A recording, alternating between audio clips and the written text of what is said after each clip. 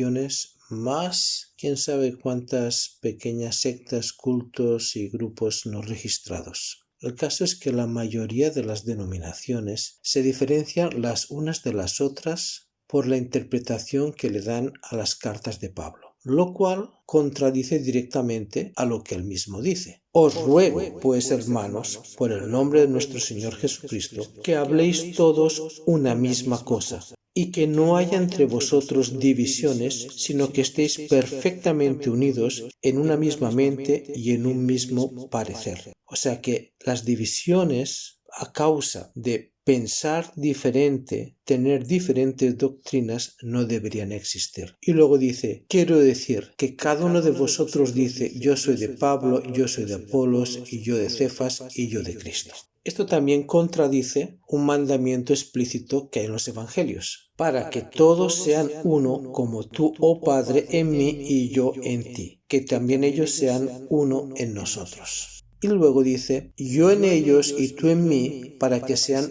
perfectos en unidad.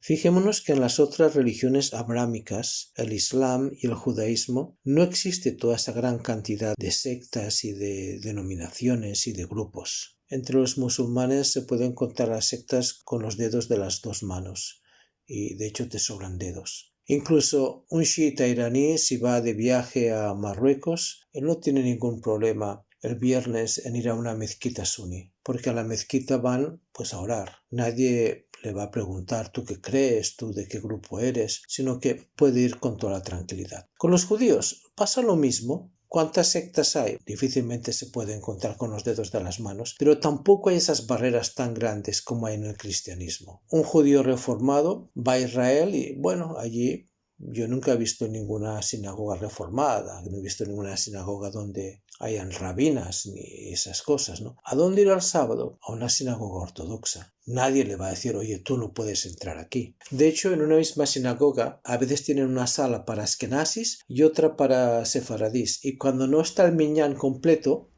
si no son 10, van y, mire, pidámosle a los askenazis y nos dejan uno para que tengamos la reunión y seamos un minyan. En una sinagoga sefaradí, a veces hay un askenazi por ahí que cuando todos se levantan, él se sienta, y cuando todos se sientan, él se levanta porque el rito askenazi es más largo. No pasa nada, él está allí, va a su propia onda. Esas divisiones no existen ni en gran cantidad ni con murallas tan altas. Ahora, las murallas altas dentro del cristianismo también son comprensibles en algunos casos. Por ejemplo, en el caso de la idolatría. Un creyente no debería entrar nunca a una iglesia donde hay ídolos, incluso si es solamente para admirarlos como obra de arte. Porque Deuteronomio 5:8 dice muy claro, no harás para ti escultura ni imagen alguna de cosa que está arriba en los cielos, ni abajo en la tierra, ni en las aguas debajo de la tierra. No te inclinarás a ellas ni las servirás. Incluso para admirar las obras de arte, tampoco debería ser, porque en el Salmo 101:3 dice, no pondré delante de mis ojos cosa vana, refiriéndose a los ídolos. Bueno, entonces, ¿hay algún problema con las cartas de Pablo? No, no hay ningún problema con las cartas de Pablo. El problema está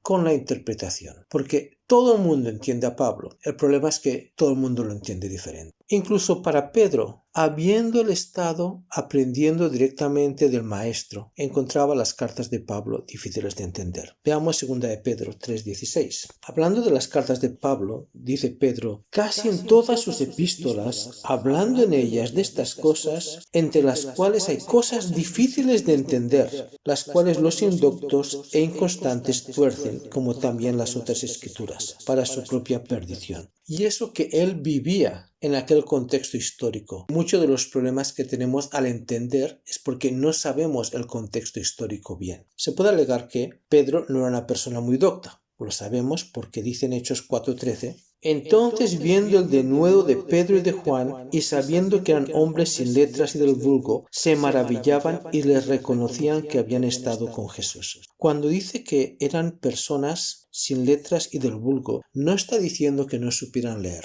porque todo judío aprendía a leer por obediencia a la Torá. Pero además Justamente en aquella época el sumo sacerdote en el siglo I tenía mandado específicamente que no había ninguna excusa para que ningún niño en Israel no fuera a la yeshiva, en la sinagoga, a aprender a leer. Todos sabían leer, prácticamente todos. Evidentemente que Pedro y Juan sabían leer. ¿Cuán doctos eran? Pues lo que dice aquí es que eran sin letras del vulgo. Quiere decir que cuando llegaron a los 11, 12, 13 años dejaron de ir a estudiar y se dedicaron a sus trabajos. Dejaron de profundizar en los estudios superiores de la Torá. Quién sabe si aprendieron a escribir o no. Hechos 22:3. De cierto soy judío, nacido en Tarso de Cilicia, pero criado en esta ciudad, instruido a los pies de Gamaliel, estrictamente conforme a la Torá de nuestros padres, celoso de Dios. Quiere decir que, aunque era de la diáspora y hablaba griego perfectamente, él se crió en Jerusalén. Se crió en Jerusalén, vivía en Jerusalén. Fijaros con ese detalle. Todas las veces que Jesús estuvo en Jerusalén y cuando fue crucificado en Jerusalén, Jesús nunca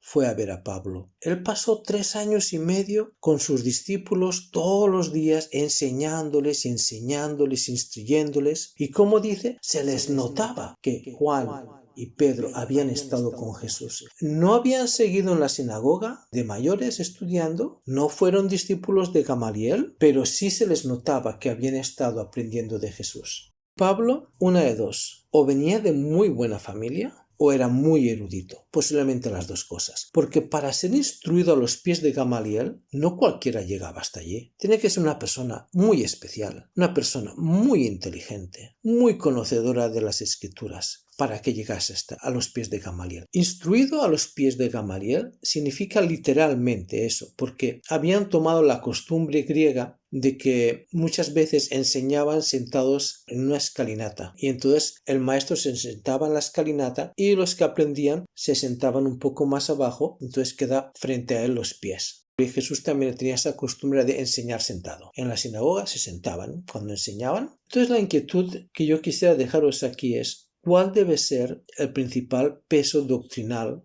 de una persona que estudia el Nuevo Testamento? Fijémonos cómo está estructurado el Antiguo Testamento y que Jesús dio esa estructura por válida. Esdras estableció que las escrituras se dividían en 3 tipos según su importancia. Primero que todo, la Torá, los 5 libros de Moisés. Por eso que Jesús, a quien más citó, siempre fue a Moisés, porque esa es la base de toda la enseñanza. Ahí empieza todo. Después vienen los profetas. Un profeta no es el que predice el futuro. Cuando dice, hijo de hombre, yo te he puesto por atalaya a la casa de Israel, está hablando en pasado, pero está profetizando. Un profeta es el que profiere la palabra de Dios a su pueblo. Cuando el hombre del templo dice que mañana va a llover, no está profetizando, está prediciendo. No todas las profecías son predictivas. Y por último, están los escritos. Así lo estableció Esdras. Esdras codificó todo el Antiguo Testamento, porque en Esdras 7:6 dice: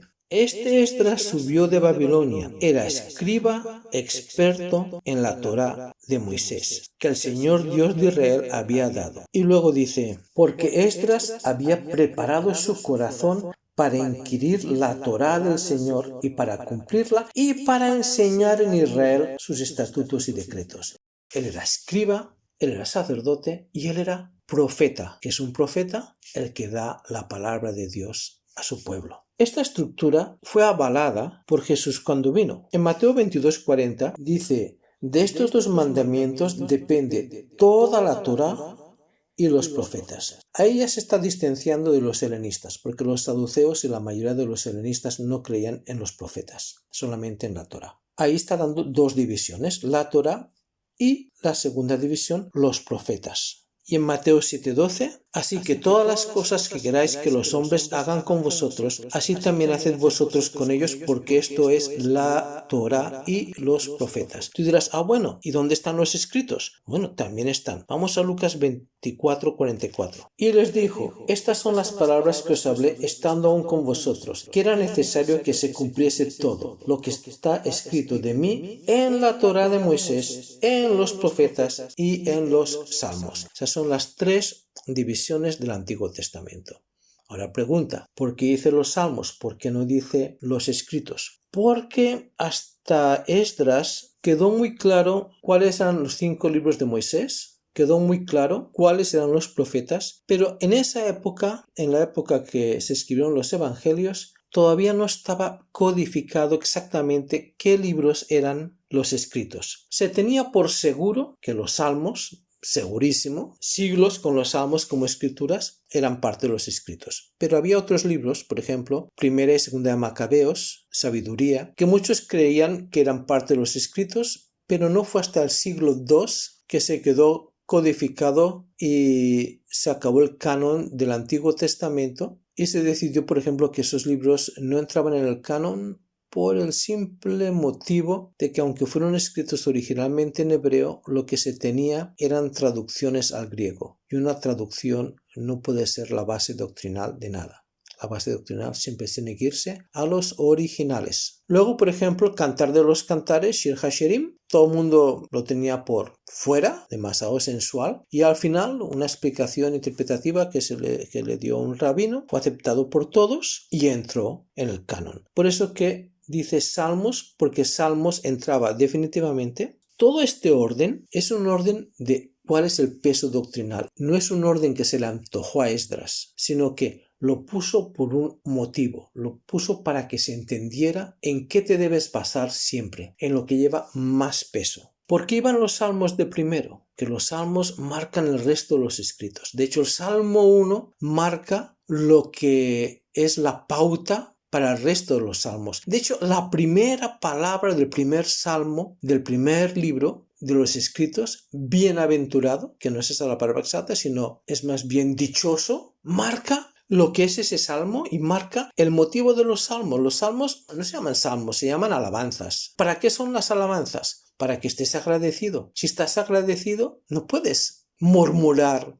y dar gracias al mismo tiempo. No te puedes quejar a Dios y al mismo tiempo estar agradecido. Estás en un mal momento, estás pasándolo mal, estás deprimido, estás cabizbajo, estás murmurando. Ponte a leer salmos en voz alta y verás cómo se te quita. Por eso, dichoso el hombre, y ahí sigue. Y Jesús también se basaba para sus enseñanzas en este orden de los libros, no en el que seguimos en los libros en castellano, que básicamente está siguiendo la Septuaginta griega. Fíjate en este detalle, Lucas 11:51. Desde la sangre de Abel hasta la sangre de Zacarías, que murió entre el altar y el templo. Sí os digo que será demandada de esta generación. ¿Qué quiere decir eso? Bueno, lo puedes buscar en 2 Crónicas 24. ¿Qué quiere decir? No tiene pies ni cabeza. Interpreta esto. ¿De qué está hablando aquí? Dale vueltas. Para el video y ve a buscar qué significa. Mira, es muy sencillo. Si tú lo lees con el desorden que tenemos en nuestras Biblias, no tiene ningún sentido. Pero como Jesús sí seguía el orden establecido de los libros, resulta que 2 Crónicas es el último libro en el Antiguo Testamento. Entonces, ¿qué está diciendo ahí? Desde la sangre de Abel, ese sí sabemos quién es, el primer asesinato mencionado en la Biblia, hasta la sangre de Zacarías, el último asesinato mencionado en la Biblia que había entonces, porque el Nuevo Testamento no existía, ahí sí tiene un sentido, de Abel a Zacarías, de principio a fin. Tú sigues el orden de las Biblias en español, ahí no se entiende nada. Todos esos libros tienen un orden, un motivo por el que están puestos de esa manera. Incluso, por ejemplo, detalles. ¿Por qué antes del libro de Esdras, en el orden correcto de los libros, está Daniel? Porque Esdras no empieza como está en español. Esdras 1, en el primer año de Ciro, rey de Persia. No, en los originales dice, y en el primer año de Ciro. Hay una vav, que quiere decir que está siguiendo el hilo del libro anterior. ¿Y cuál es el hilo que está siguiendo Esdras? A ver, que lo escribió él, Está siguiendo Daniel. Por eso que puso Daniel antes de Esdras. Son detalles, pero es una forma de entender cómo van las cosas. Entonces, volviendo al tema, ¿qué pasa con el Nuevo Testamento? Básicamente, todo el mundo está de acuerdo que lo más importante del Nuevo Testamento deberían ser los evangelios. Desafortunadamente, peleas doctrinales citando evangelios hay pocos. Casi todas las peleas doctrinales es Pablo dice, Pablo, y el otro dice, sí, pero Pablo dice, y otro, pero Pablo dice. Pero la base doctrinal deberían ser los evangelios. Más concretamente, en algunos Nuevos Testamentos las palabras de Jesús están marcadas en rojo, porque eso debería ser lo más importante de todo el Nuevo Testamento. Dentro de los evangelios, también hay que considerar que unos evangelistas copiaron de otros, específicamente Lucas. Él mismo lo dice en Lucas 1, puesto que ya muchos han tratado de poner en orden la historia de las cosas que entre nosotros han sido ciertísimas, tal como nos lo enseñaron los que desde el principio lo vieron con sus ojos y fueron ministros de la palabra. Mateo y Juan fueron los evangelistas presenciales. No tuvieron que indagar de otras fuentes. Ya sé que si buscas en los libros dicen que Mateo copió de Marcos y todo eso, pero eso lo podemos dejar para otro video, para mí no tiene pies ni cabeza. Mateo 9:9 dice: pasando Jesús de allí, vio a un hombre llamado Mateo que estaba sentado al banco de los tributos públicos y dijo: sígueme. Y se levantó y le siguió. ¿Para qué le dijo sígueme? Para que tuviera su ministerio. ¿Cuál fue el ministerio de Mateo? Escribir el Evangelio de Mateo.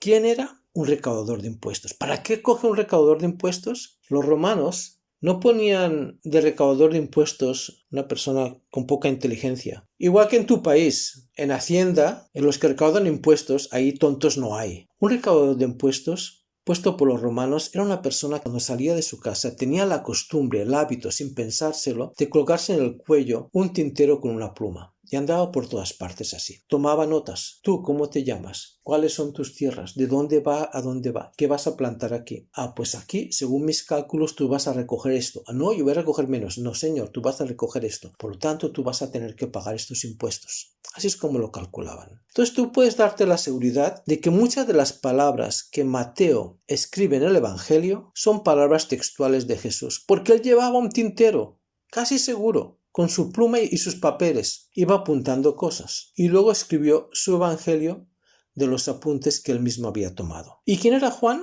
Bueno, Mateo nos lo dice. Andando Jesús junto al mar de Galilea, vio a dos hermanos, Simón llamado Pedro y Andrés su hermano, que echaban la red en el mar, porque eran pescadores, y les dijo: venid en pos de mí y os haré pescadores de hombres. Ellos entonces, dejando al instante las redes, le siguieron. Pasando de allí, vio a otros dos hermanos, Jacobo, hijo de Zebedeo, y Juan, su hermano, en la barca de Zebedeo, su padre, que remendaba sus redes, y los llamó. Y ellos, dejando al instante la barca y a su padre, le siguieron. Y recorrió Jesús toda Galilea, enseñando en las sinagogas de ellos y predicando el evangelio del reino y sanando toda enfermedad y toda dolencia en el pueblo. Es decir, Jesús escogió a Juan, que era además discípulo de Juan el Bautista, o sea que él era testigo de que había sido bautizado por Juan, sabía la historia del comienzo del ministerio de Jesús desde el principio hasta el final. No se perdió nada. Jesús no empezó a hacer nada hasta que Pedro y Juan habían sido escogidos para que fueran testigos. Juan también escribió Primera de Juan, Segunda de Juan, Tercera de Juan y el Apocalipsis. Apocalipsis que casi se queda por fuera del Nuevo Testamento. Pero había más testigos presenciales que escribieron el Nuevo Testamento, porque Pedro también escribió. Fíjate que Juan dice: cuando hubieron comido, Jesús dijo a Simón Pedro: Simón, hijo de Jonás, ¿me amas más que estos? Le respondió: sí, Señor, tú sabes que te amo. Él le dijo: apacienta mis corderos. Volvió a decirle la segunda vez: Simón, hijo de Jonás, ¿me amas? Pedro le respondió: sí, Señor, tú sabes que te amo. Le dijo: pastorea mis ovejas. Le dijo la tercera vez: Simón, hijo de Jonás, ¿me amas? Pedro se entristeció de que le dijese la tercera vez: ¿me amas? Y le respondió: Señor, tú lo sabes todo. Tú sabes que te amo. Jesús le dijo: apacienta mis ovejas. O sea, dejó a Pedro encargado, lo llamó aparte y le dijo. Y él escribió unas cartas, unas epístolas. ¿Y de Juan qué dijo? En el 24. Este es el discípulo que da testimonio de estas cosas y escribió estas cosas, y sabemos que su testimonio es verdadero. Pero hay más escritores del Nuevo Testamento que conocían a Jesús personalmente. Sabemos que Mateo, Pedro, Juan estuvieron todo el tiempo. Jesús dedicó años de su vida a enseñarles, a instruirlos, a explicarles las escrituras para que ellos las pudieran explicar. Pero no solo a ellos, hay otros escritores del Nuevo Testamento que lo conocieron personalmente: Santiago y Judas. Sí sabemos que en Juan 7:5 dice: porque ni aun sus hermanos creían en él. Pero en Hechos 1:13 dice Entrando, subieron al aposento alto donde moraban Pedro y Jacobo. Este es Jacob, el hermano de Jesús. Juan, y lo pone de segundo, después de Pedro. Juan, Andrés, Felipe, Tomás, Bartolomé, Mateo, Jacobo, hijo de Alfeo, Simón el celote y Judas, hermano de Jacobo. Ambos escribieron también el Nuevo Testamento. La carta de Santiago, por el mismo motivo que el Apocalipsis, por ser muy judaizante, prácticamente se queda por fuera, pero al final quedó en el canon del Nuevo Testamento. Incluso Martín Lutero, como no le cuadraba con alguna de sus explicaciones, también la quería fuera. ¿Y cómo es que hay este paso de no creer a ser prácticamente la cabeza de la iglesia en Jerusalén? Porque nos hemos perdido algo. Lo que nos hemos perdido es el Evangelio a los Hebreos. El Evangelio de los Hebreos era un evangelio muy querido por los judeocristianos que vivían en Egipto, y todo el mundo lo tiene por un evangelio verídico y verdadero. El problema es que las copias se hicieron en Egipto en papiro, y el papiro se pudre y se perdió. No nos queda ninguna copia de ese evangelio, pero sí quedan pedazos de ese evangelio copiados como citas en algunos de los manuscritos de los padres de la iglesia, entre ellos Jerónimo. En una de las citas del Evangelio a los Hebreos de Jerónimo dice que Santiago estaba presente en la última cena. Entonces no es que él creyera después de la resurrección, sino que él también fue instruido directamente por Jesús. Teniendo en cuenta esto, podemos pensar que ¿por qué las grandes discusiones teológicas en el cristianismo giran en torno a lo que dice Pablo y no giran en torno a las personas que fueron entrenadas personalmente por el Señor Jesús? El mismo Pablo dice en 1 Corintios 15:9, porque yo soy el más pequeño de los apóstoles, que no soy digno de ser llamado apóstol. Con esto no digo que no se tengan que leer ni estudiar las cartas de Pablo, pero así como el Antiguo Testamento tiene un orden y tiene unos libros que tienen más peso que otros, los evangelios deberían ser la parte fundamental. Cuando uno encuentra una cosa que dice Jesús y una cosa que dice Pablo y que nosotros interpretamos que contradice lo que dice Jesús, entonces tiene que prevalecer lo que está escrito en los evangelios. ¿Que la forma de escribir de Pablo es complicada? Sí, es complicada, pero tampoco como para que el problema está en su forma de escribir. Su estilo es muy mishnaico, pero además está en griego. Los escritos mishnaicos son como los de Pablo. Es sí pero no, no pero sí.